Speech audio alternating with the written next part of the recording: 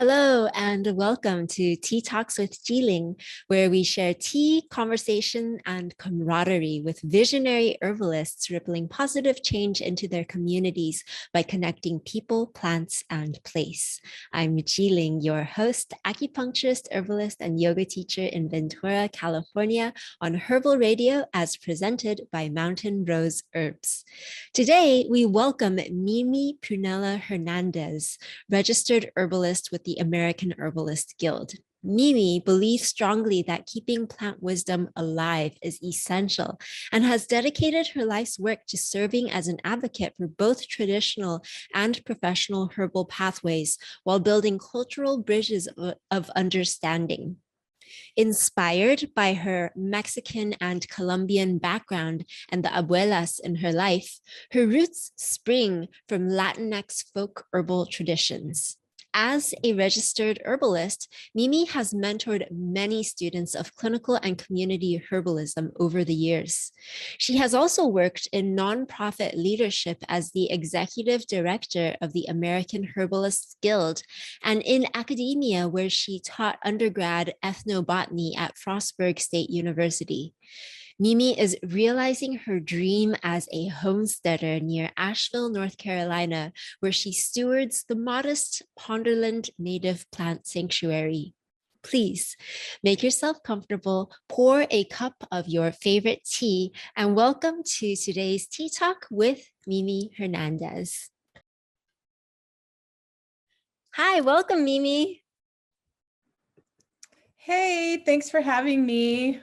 Yeah, so honored to have you here. So for reference for our audience, we're recording this in January of 2022. Mimi, will you share where you're joining us from today and what plants are you growing, gathering, or processing right now? That's a great way to start. So I'm in the mountains of Western North Carolina, really close to Asheville, but in the foothills, kind of in the country. It's winter here, not a lot growing, but I'm still processing these prickly pears that I harvested in the fall. I've got gallons and gallons of prickly pears that have already been sanded off to get all the little glochids off so they don't sting anymore. And they're frozen. So every now and then I'll pull a gallon bag out and start working on them. And recently I made I'm a big kitchen person, so I'd like to make cakes and like for special occasions, and I like to decorate cakes. And I recently made a cheesecake for the first time, but I used a prickly pear jam to like cover the top. You know how most people do cherry. Oh, wow. And I had like a prickly pear fruit jam. Oh, it was so good. So good. So I'm imagining, is that like a neon pink cake then? It is. It's so bright and it's beautiful. And I made prickly pear infused vinegar, which I eat on everything. And I made prickly pear jam and just all kinds of things with the prickly pear wine. I did that last year, and it's just like anytime I'm inspired, I pull out a bag of frozen prickly pears. I'm like, what am I going to do now? And they're hard to work with because I wanted that fruit pulp that's in the middle. And I thought I could just scoop it out with a spoon and then scoop the seeds out. But I ended up just tossing the spoon and doing it all with my bare hand, just getting my thumbs in there and working the pulp out of the skin, and then grabbing the seeds with my fingers and tossing those somewhere else. And the seeds, they're so slimy and so red, like I don't want to waste anything. So then the seeds go in vinegar to make an infused vinegar. So it's just like kind of a never-ending thing with the prickly pears around here. Oh, that's amazing. We process a bunch of prickly pear as well, and it just gets the whole hand red, and everything it touches gets red, and it's just really looks like a bloody mess. So it is so, and it's so slimy too. So I love it. I love that I'm here in the Appalachian Mountains in the Blue Ridge, And I've got this gigantic prickly pear cactus, and it's really like just brought me full circle with my traditional roots, because my family, or my grandmother that I learned from, is from Mexico City. And my aunts are always talking about, like, tuna is what they call the prickly pear in Spanish. So like tuna, like tuna fruits. And they talk about, and they make nopalitos out of the pads, out of the green cactus pads. I'm like, I can't believe I'm up here in the Blue Ridge Mountains and I've got this giant cactus that was just here. I just bought a house and about a year ago, and I was looking at the property, and there's like this little cattle fence, and on the other side of the fence is this giant stand of prickly pears. And I was like, oh, if only that was my side of the land. And then I looked at the survey, and it's almost like my wish just came true. I looked at the land survey before I bought the house. I'm like, I had misread the property. And when I saw I had, oh, this property's also included, I'm like, oh my gosh. But really all I could think about was like the prickly pear cactus. Yay. So I'm just like, practicing fermenting it and just, some real traditional recipes with the prickly pear. But it's a lot of patience involved. I mean, it's worth the patience and it's worth the extra effort, but you can't just pick a fruit and go at it. There's the whole process because of the spines and the little fiberglass hairs and all the seeds. Yeah. You mentioned sanding off the glochids. How do you like to get rid of the little baby furries? So yeah, I have these really long kitchen tongs. I guess they're made for a grill. So I go out there with my 5-gallon buckets and I pluck them off with these long tongs and throw them in a bucket. And then I bring them back to the porch. And at the porch, I have the sand station happening. So I've got a big bucket of just sand. And I have to wear rubber gloves, So I'll take one fruit at a time and put it in the sand bath and just scrub it in the sand until I do every corner. And I look at it, and if it doesn't look like it has hairs anymore, then it goes in a water bath. And then it gets kind of power washed. And when they're all done, I've got a whole big tub full of them floating in water, bobbing in water. And then I put them on a grate and then power wash them to get all the water and all the mud off, and then either freeze them or juice them or start working on them, because it's wow, it's been fun. It's definitely the funnest thing I've been dealing with since I got to this property. Yeah, so congratulations. You mentioned that you just purchased your new home, right?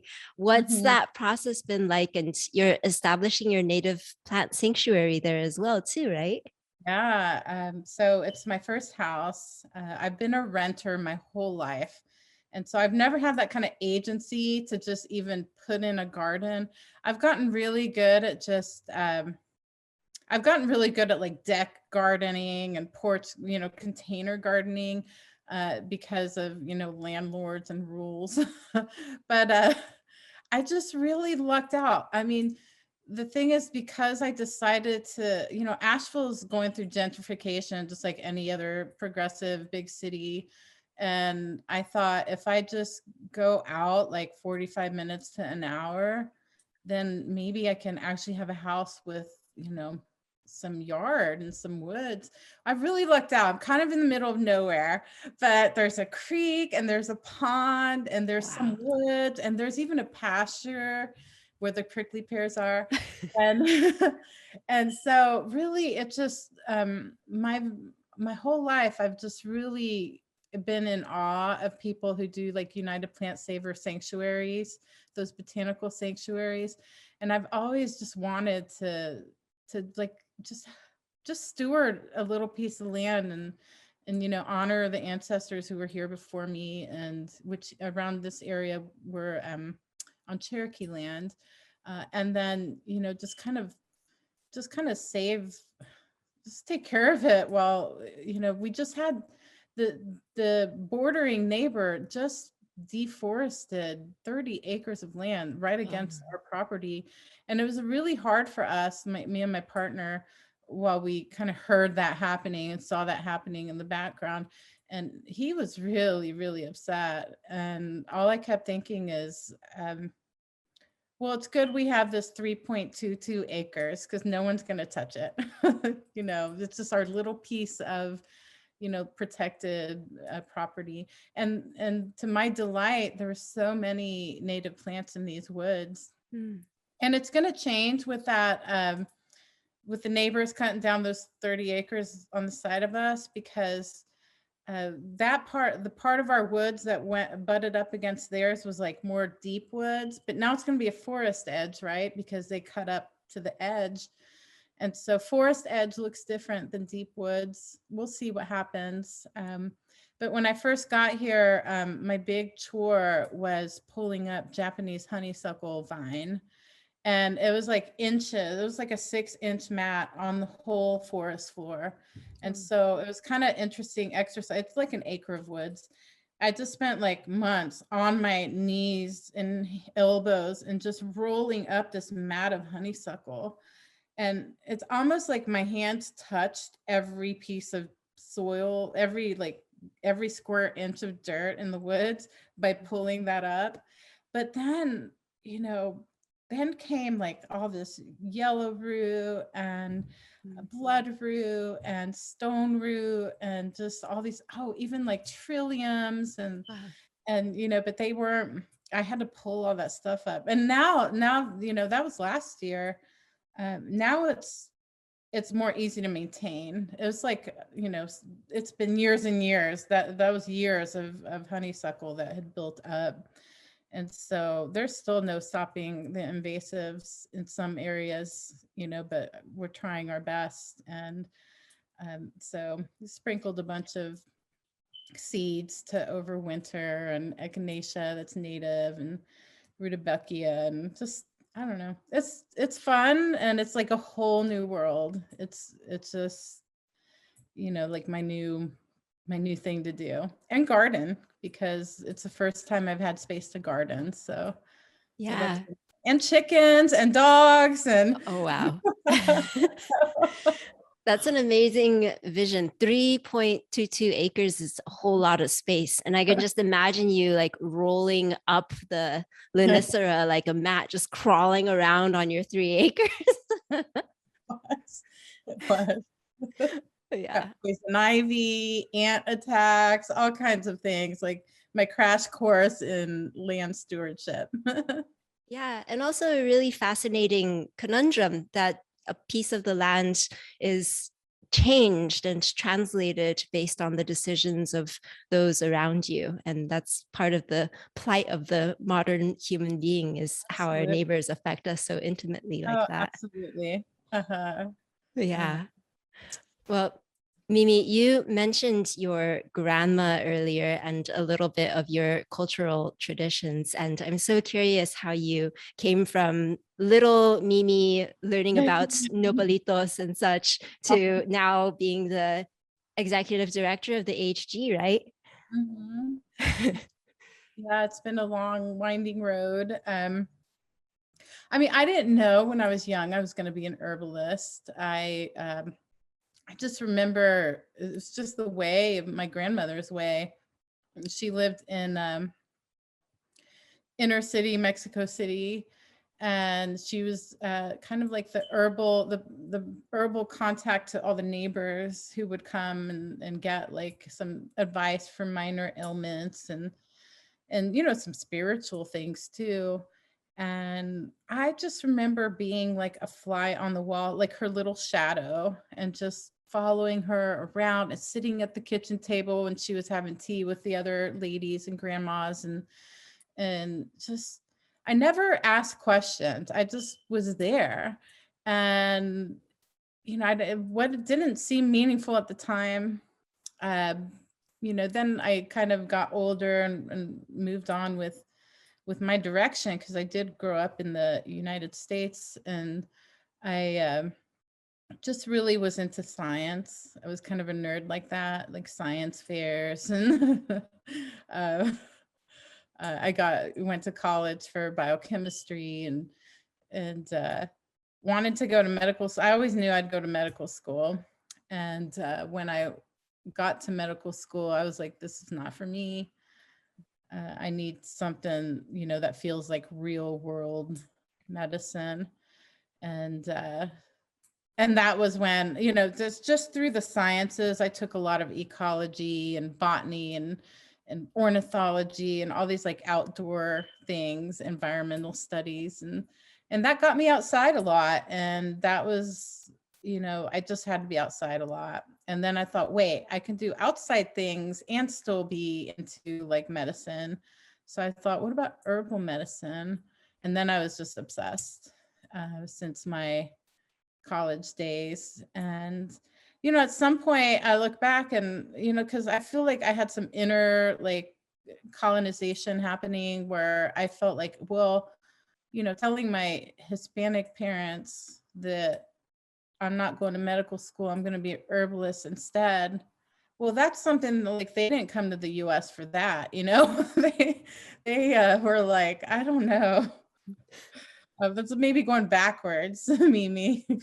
So I was like, but I had no choice. I had to keep doing it. At some point, it was still about the science and the chemistry of herbs and knowing, you know, trying to understand the body and its physiology and its anatomy and all that. And at some point when I kind of was feeling more settled from the academic life was when I was really getting to know herbs it's just like a door open to get to know herbs in a more personal way, not just like a scholarly way.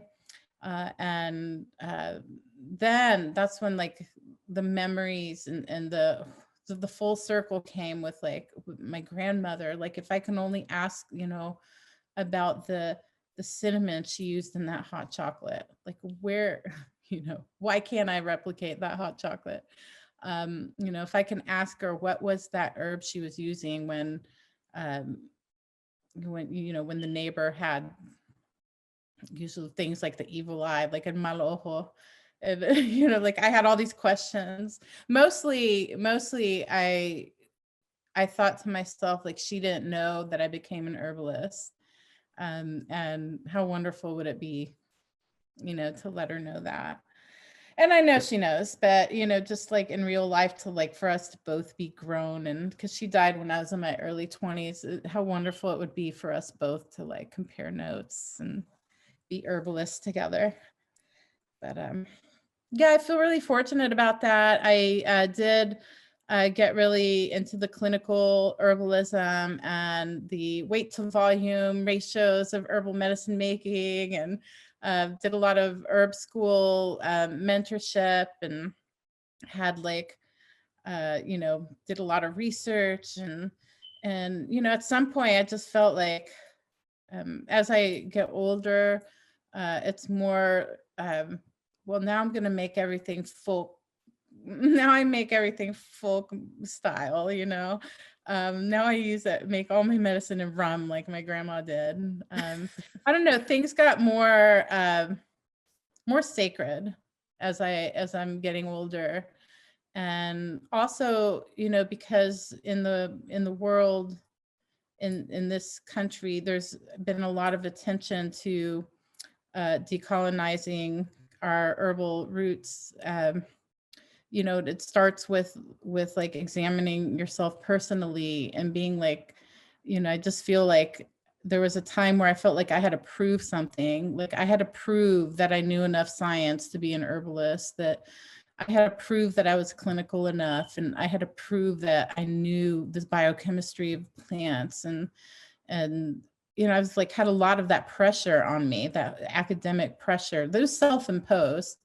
And there came a time where I kind of let go of that, because now I just want to talk about plants that, you know, were part of my tradition, and, you know, just be really authentic with my own, just like sacred lens of looking at plants. And so, so that's been, you know, probably the past few years, just more and more, it's undeniable. And so, yeah, I've lightened up on myself.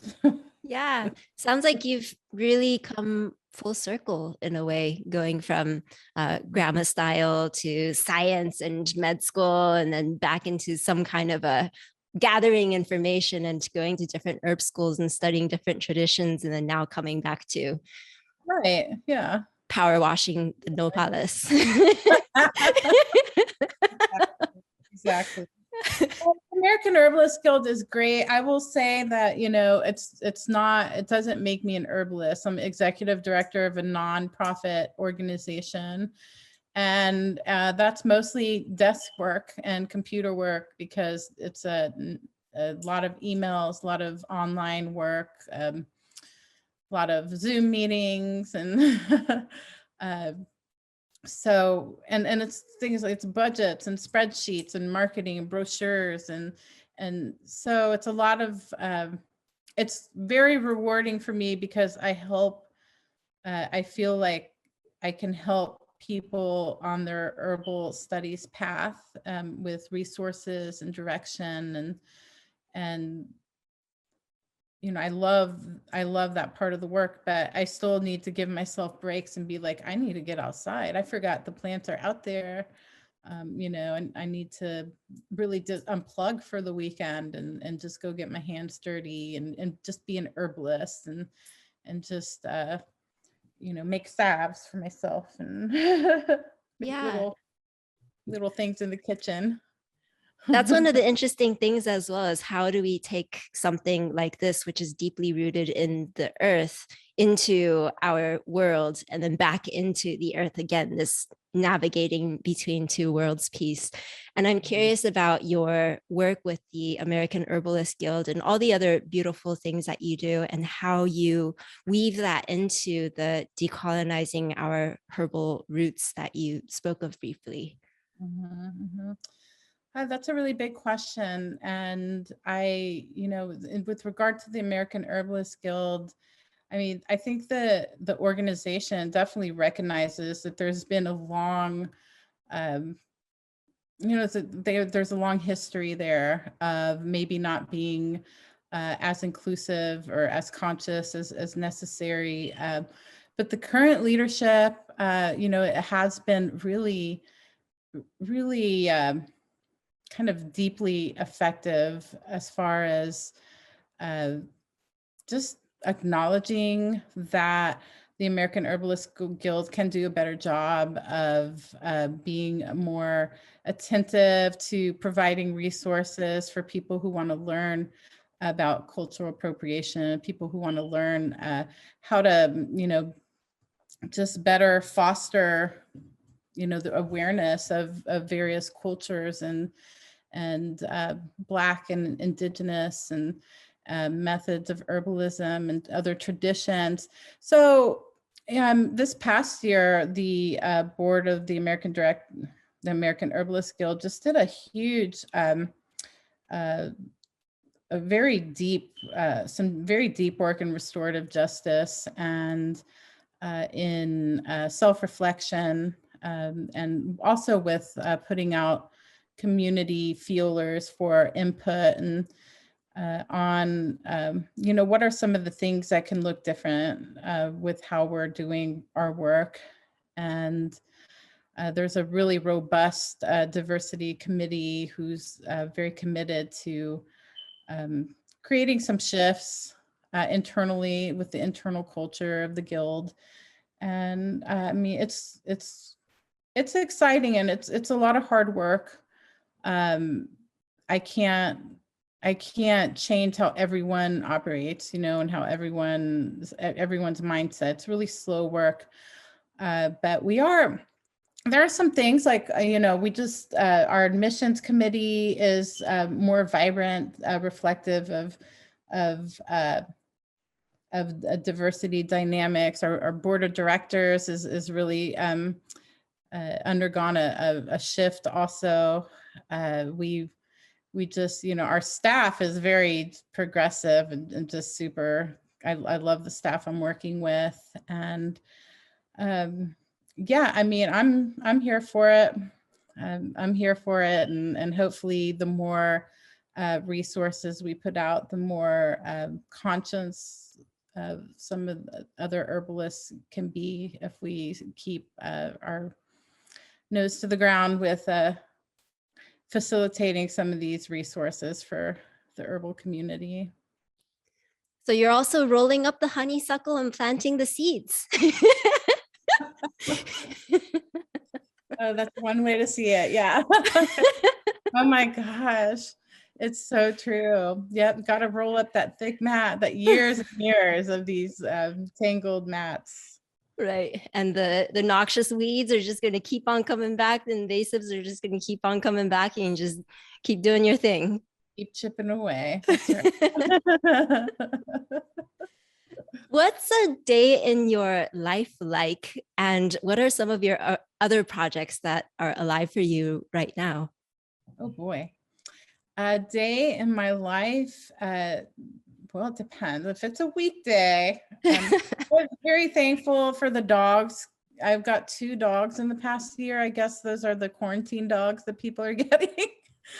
And also, I've never had a dog. Oh, wow. So that was one of the things when I got the house. I was like, I can have a dog now. And that was such like a shock, getting my first dog, who is about 1.5 years old now, Duke. It was like a shock, everything involved. I had the puppy blues, but that dog is so spoiled. It's just like, I was really poor when I had my kids young. My kids are grown now. I didn't feel like I could do anything for my kids like growing up. Like, and so, now I feel like I'm stable.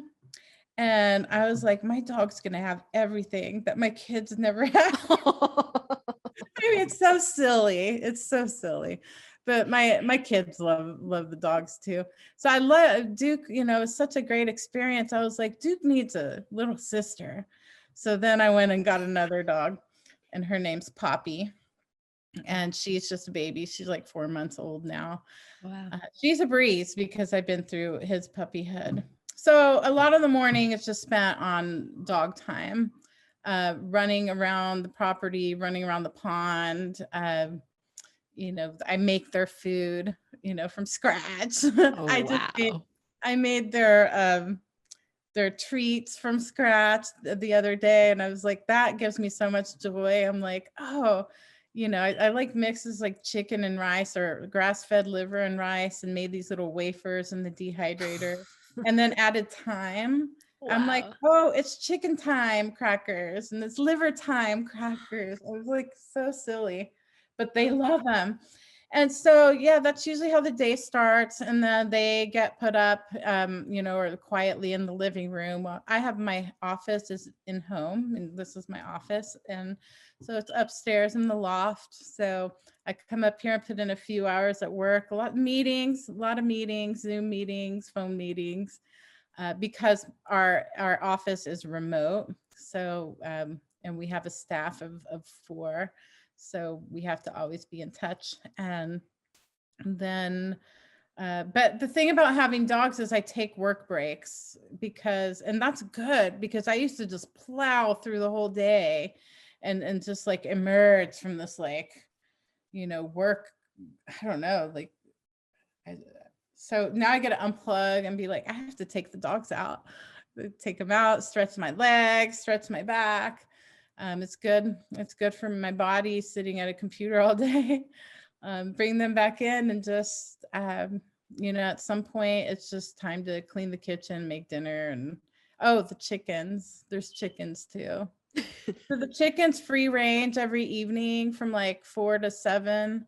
So I let them out, and I try to be out as much as possible while they're out, just because I'm afraid of hawks and vultures and coyotes. And so we have chicken time where we're just kind of all outside watching the chickens free range and doing outdoor chores. And so the evenings and nights tend to be some of my more personal projects with herbalism.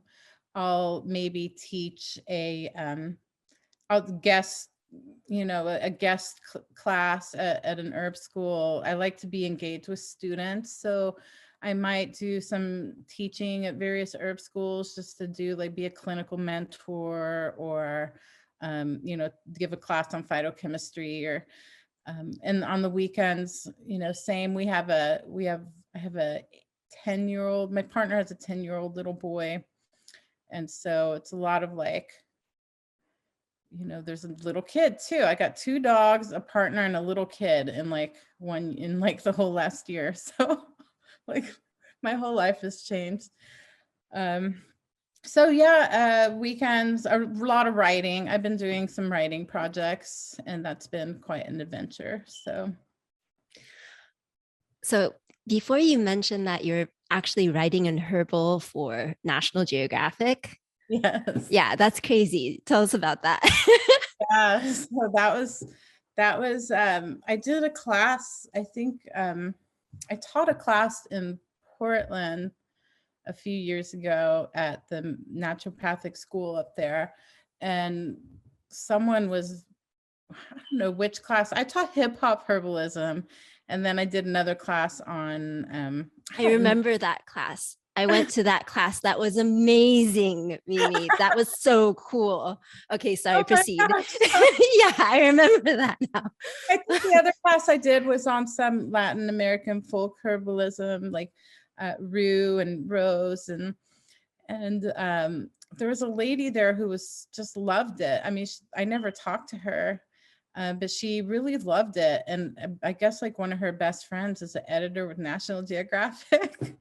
So they just called me out of the blue, and I was like, what? Yeah, okay, I'm listening, you know. And over the course of months, we just kind of tossed ideas back and forth. And originally it was going to be, I think I was just going to be kind of the oversight for many different pieces and different sections. And, you know, the more we talked, she was like, you know, we just want you to do the book. Okay. And so it's been an interesting process. I just turned in a manuscript draft, and it's not scheduled for release until 2023 because they have a lot of work. There's still a lot of work to be done. But that's been, I've never been much of a writer. I've always struggled with it. Like I get writer's block. Words don't come to me. I don't make these big, long, flowy sentences. I mean, any writing I've done like in college was very like research papers, you know, very everything citation. But I've, you know, and then I realized when I teach, because I have taught a lot of herb classes, I tell a lot of stories. I'm like, well, here's how my grandma did it. And, you know, when I was in James Duke's garden and I saw this flower, this is what, and, you know, when I was by the creek and pulling yellow root, you know, just, I always have like stories to go along with what I'm saying. And so this National Geographic book, it's not in my own words. It's in my own words, but it's not first person. It's like kind of talking about the herbs as if I was like this other, I guess they call it third person. So that was weird. If I don't have stories, then what do I say? And so it's more of a reference book. And but it's been like really phenomenal. It's been, because all these, you know, there's some sections that I just do come out of me really easily, and plants I know, but then I just know them better because I've been researching all the plants that I thought I already knew. But you think you know something, but you can't write it, you know, for National Geographic unless you really, really research things. And so I tried to focus on, you know, this is how herbalists use these plants. So I put a lot of emphasis on herbalists, that, you know, I think a lot of these books, these herbal reference books, go out and they're just for public, and there's no reference to how herbalists might do something, what an herbalist kitchen might look like, or what an herbalist, you know, what an herbalist's favorite plants might be in a garden, or what an herbalist is looking for when they're walking through the woods. You know, and not that I speak for all the herbalists, but, you know, from my lens as an herbalist, you know, I tried to put a lot of focus on the walk of the herbalist through these different topics. And so, yeah, it's been really fun. It's 99 plants and 9 chapters, everything from like just simple kitchen herbs to garden herbs to, you know, topical herbs, and, you know, just all these different chapters for themes. And of course, you know, it's a clinical herbalist. It's not that deep, you know, but it's fun. It's fun stuff. It's fun and lighthearted. So What's yeah. your writing process like? Like, do you just set a time on the weekend and I'm going to go sit down and write, or do you light some candles and put the chickens away? And like, do you have a certain At first, process? I have developed kind of a routine, because at first I didn't know. I will say that chicken time became writing time. Mm. Not so much now because it's so cold out, but definitely I would just pull up a lawn chair and sit with the chickens with my laptop. And that was my designated, that's when I'd get a big chunk done of writing. Like I do have a couple tricks. One is calamus tincture. I had a friend, in fact, my writing coach, Heather Woods Buzzard, she's a very avid writer and very beautiful writer. And she told me that trick. And of course, calamus is in the book. So when I'm, you know, really laying it out, calamus is so like good for the brain. It like helps like clear out the fog. And for me, it's just, and because I was just thinking, sometimes I tend to stutter or words don't come to mind. And when we were starting this interview, I was looking around like, where's my calamus? And it wasn't up here. So I'm doing okay. But oh, huge difference when I take a few drops of calamus. It's like the words come. I also had a flower essence practitioner who reached out to me and offered me just like a free consultation. Wow. And so I took her up on it. We now have a long enduring relationship, and I'm like one of her best customers, but she created this writing formula, and it really helps me to set the space for writing. So I've got my writing flower essence and my calamus tincture. And, you know, if I go write at the library, those 2 bottles are coming with me. Those 2 bottles will go out to the chicken yard with me. You know, it's basically, you know, I'm about to sit down and write when I put those 2 tincture bottles like right in front of me and just start writing. Yeah. It's been a process because, like I said, I didn't consider myself like a naturally inclined writer. So with the process of writing this book, are you going back to the folk method? Like you throw the plants in the rum and you shake them every day, or or are you doing it the more scientific method again, or a little bit of both? Yeah, that's a good question. There is a chapter on apothecary, and it's very folk. It's like, this is easy. This is how you make an infused vinegar. You put plants in a jar and cover it with vinegar. It's like, couldn't be easier. You know, so it is very simple, but, you know, you got to think like National Geographic. I do want people to learn how to work with weeds and invasives. That was another thing, you know, like toying with my conscience was like, I don't really want to teach this international public about California poppy, you know, Right. or black cohosh. Or so there was a lot I had to tease throughout the book in a way that was kind of friendly, but also was like to the point. Like, you know, you can't just go harvesting these plants, you know, in the wild. These are the plants that herbalists leave alone, you know, and then also to like get people that understanding about like, you know, stop and think. These were the plants that indigenous people used, you know, and they use still to this day. So we want to make sure they're there.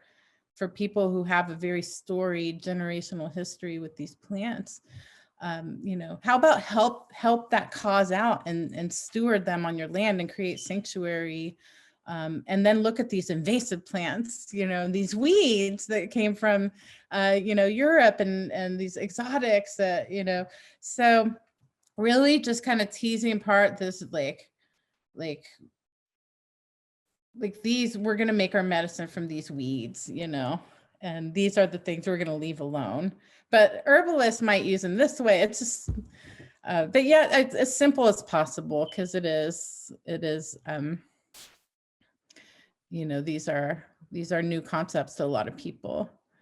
So eventually I think, you know, my next book, if I get to that point, would be very kitchen centric, because that's really where my passion is, of like just making fun herbal concoctions in the kitchen and recipes maybe. So Yeah. So with this National Geographic book, this is like sharpening your, I don't know the term, sharpening your teeth, preparing you for the next recipe book. And you're learning how to utilize language in a way to be accessible to many people, and kind of working with Jedi mind tricks a little bit. Like, how do you be a responsible herbalist and steward of the land while introducing concepts in a friendly, I love your use of the word friendly and welcoming manner for potential newbies. Exactly. Yeah. Well, as we start to wrap up towards the end here, man, I have so many more questions for you, Mimi. There's you're such a great storyteller. Will you share a rap with us, or do you have one of your? Well, gosh, I don't really have anything off the top of my head, but thanks for trying to put me on. That was one thing that came to mind. The other thing that came to mind was you referencing that Mexican chocolate recipe that you actually, I remember reading that on Mountain Rose Herbs blog. Will you tell us a little bit about the story of that special plant? Oh, sure. Yeah.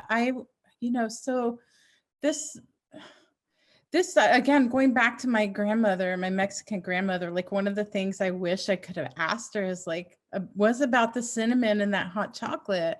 She made this amazing hot chocolate, and it clearly had cinnamon in it. You know, it's a Mexican hot chocolate, it has cinnamon.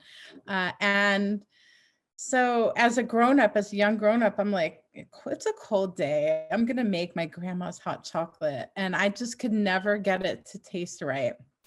And it wasn't until I was in an herb class one day and I was learning about materia medica for cinnamon, and these different baggies of cinnamon are going around the class.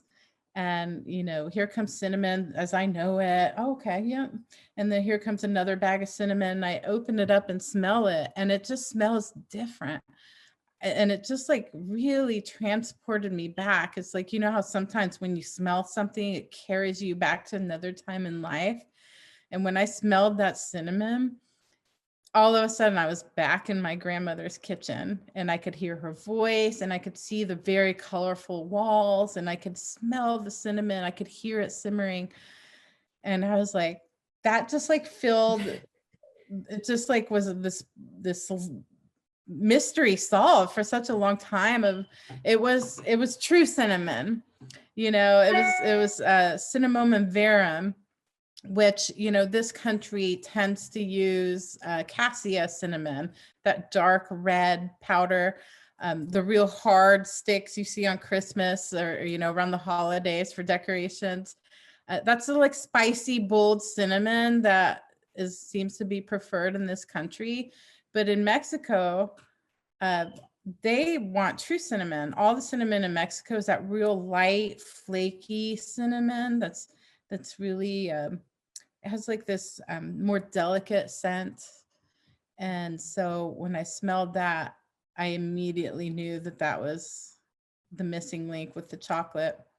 So then, you know, talking to my DS, we talked about her hot chocolate and doing the chocolate de mesa, which is, if you've ever been to like a Mexican grocery store, you've probably seen they're like little discs. They look like hockey pucks, and they're like compressed cacao, like powdered cacao, and sugar and cinnamon and maybe some powdered almonds or different, and they're compressed and then they're kind of marked like a little pizza where you can take a little slice and make it. The concept is you would take that hockey puck and put it in a big pot of milk and let it melt and keep stirring it and whipping it. And I thought, yeah, I was talking to my tias and I was like, we should make some of this. And so the recipe is in the Mountain Rose magazine or on their website. But it's just the great thing about chocolate de mesa, which translates to table chocolate, is that you now have like this compressed disc of chocolate that is it keeps a long time in the pantry. So you don't have to make this new recipe every time you make hot chocolate. You can just go grab a disc and put it in your pot and start melting it down. And so, and then the other thing with that article, I get a lot of questions because people want to put the cheese in there. Because my other side of the family is Colombian. And in Colombia, when we drink hot chocolate, we put cheese in it. And just like a cube of cheese, and it gets melty and gooey on the bottom of the chocolate. So when you're done drinking your hot chocolate, you got this gooey, cheesy. So just a piece of white cheese. So that's fun that I could combine those traditions using the Mexican hot chocolate and the Colombian tradition of putting cheese in your chocolate drink. Amazing. I'm salivating now. Thank you so much for sharing that. It's good. It's fun to make. Yeah. That's Mimi in a cup, a little bit of that Mexican side, a little bit of that Colombian side. Yeah. Exactly. Now I do get some of the questions too that have arisen, and this is important, that a lot of the herbs in like cinnamon is not a native Mexican herb. It's Asian, native Asian from my, like Indonesian and Sri Lankan and Chinese. And so people are like, well, how's it Mexican chocolate if you didn't put cayenne in it and it has cinnamon? Well, my grandma never put peppers in her chocolate. And all those like abuelita chocolates, they all have cinnamon. They love cinnamon. So it's been one of those things that's just been embraced by the culture. But if you want to go back before the conquistadors came, what was very authentic was doing like a corn, like a masa. So what would this be? Almost like a corn porridge, like grits almost, with chocolate ground into it. And that was their drink. It was like a corn chocolate drink. And so, and sometimes we eat that for breakfast, or they would take, one of my favorites is learning about sunflower, because it was an indigenous Mexican herb. But the sunflower seeds, they would grind them up into a porridge with chocolate. So if you really want something authentic, you would grind your sunflower seeds up and grind your cacao nibs, add water, no sweetener, and drink it real thick. But that was like a hearty breakfast for them. So so that would be more authentic, a base of sunflowers or corn with the cacao. That sounds like straight up superfood power bar. Put some chili flakes in there, because that's the real deal there. Well, I think we found recipe number 1 for book number 2.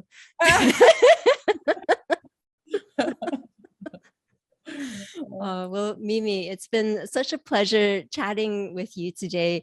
Will you let listeners know how to find you on social and in the world? Oh, sure. So let's see. My website is herbalnightschool.com. I will say I don't keep it super up to date, but this will prompt me to go in there and update some things. Mimi Hernandez on Facebook. I haven't reached the 5,000 yet. I'm way far away from it. So I do take new friends. But also I have a group on Facebook called Advanced Herbal Science. And if you're an herbal student, that might be somewhere where we talk a lot of herb nerd stuff. So you can find me there. And you can write to me if you have any questions, mimi@herbalforager.com. All right. I wrote all that down. I'll have it in the show notes at the bottom. And Mimi, thank you so much for sharing your time with us today. And for everyone listening, thank you so much for listening to Tea Talks with Jiling on Herbal Radio. And you can learn more about me, Jiling, at jilinglin.com. And until next time, happy herbal adventures. Cheers. Cheers, Jiling. Thank you for having me. Thank you.